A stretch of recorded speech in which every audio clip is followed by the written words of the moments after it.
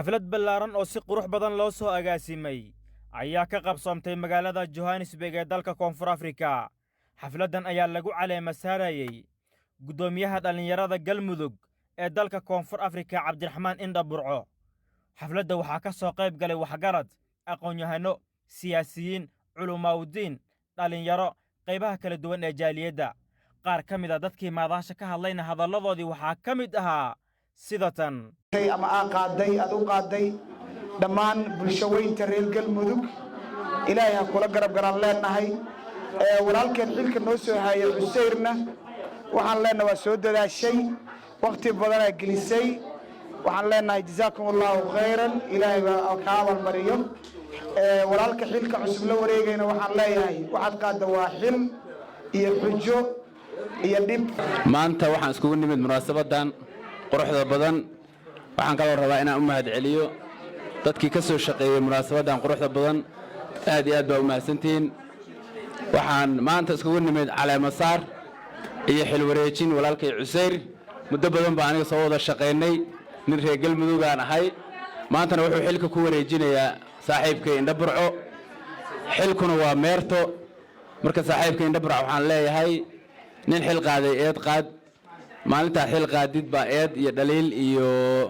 intaba ay yeelanaysaa eeduna ma ahan in adigu leedahay waa kursiga ama sinka la hadale waan inii fahmo doontaan rajay hadii la yar marti sharafta dhamaantiin salaamantiin nan walba mansab shay in maqam sheek salaame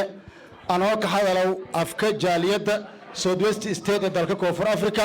ahna gadoomiye ku xigeenkii jaaliyadda kan hadalow afka gadoomiyaha jaaliyadda Southwest ee dalka Koonfur Afrika eedaan ka faraxsanayn inaan ku qayb gala xil wareejintu geek xil inta la sameeyahay ama la kacale ama saara ama la kacaana shibahay saaxiibkay ama gadoomiyagay gadoomiye Cabdiraxmaan Indha Burco gadoomiye nan ana in badan wada shaqeynay waana in badan ana saaxiibhayniyo may kale antan ku xambaliyay ama anta eedan ku bogaadiyay walaalkay Xuseen shaqadii quruxda badan ay tahay usan jaaliyadu waxaan qowdi soo dhigin higaad looma soo dhigin jahligay hagoogtaan waa niman hareer maray hajigii rasuulku calayhi salaatu wasalaam ka haraabay dowgii u haliila dhiigo hana gooyo uunko horin u laayo dadka wada holciyo oo hooyooyin dilo oo hanadada bireeyo ubad aan hadaaq baran hoobiye la dhaco oo hoygooda gubo oo yaarna soo hadhin ninka diin u haysto dhalaar baad habawday hor ilaahay maantii lagu soo hortaagay adigoon go heli karin oon hoos guntina qabin hadal lagu yiraahdee aad heeda daawdee hadba geesu carartee ugu dambeyn Cabdiraxmaan Indha Burco gudoomiyaha dhalinyarada Galmudug ku matala dalka Koonfur Afrika ayaa maadaasha ka hadlay gudoomiye hore walaalkay Xuseen asagana oo shaqo fiican soo qabtay inaan maqtiyo wixii uu mudaa oo soo qabtay barqaatin aan u ahayn si aan u helo aniga guri markaan tegayo wanaagan quruxda badan iyo intoo kale waxa waa inuu walba wuxuu hormarsado buu hadhow gudoomaa waa la bisbarxaanay iyo waa qurux badnaay ma gudoomo wuxuu qabtay iyo wuxuu soo qabtay bulshada quruxda badan ayuu gudoomaa qof walba oo xil ka tegaya haddana waxaan rabaa inaad markhaatiga aataan awaalkii aan ogeyno iyo soo qabtay aan gudoonsiiyo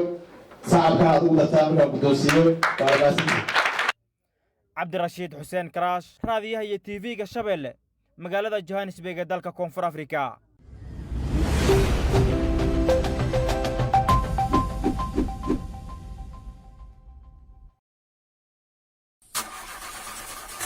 الشيطانت قاريان أي عمركي إلى قيب صدي الذي سنو ويقصنا النقطة الله إله أن مكانك وعد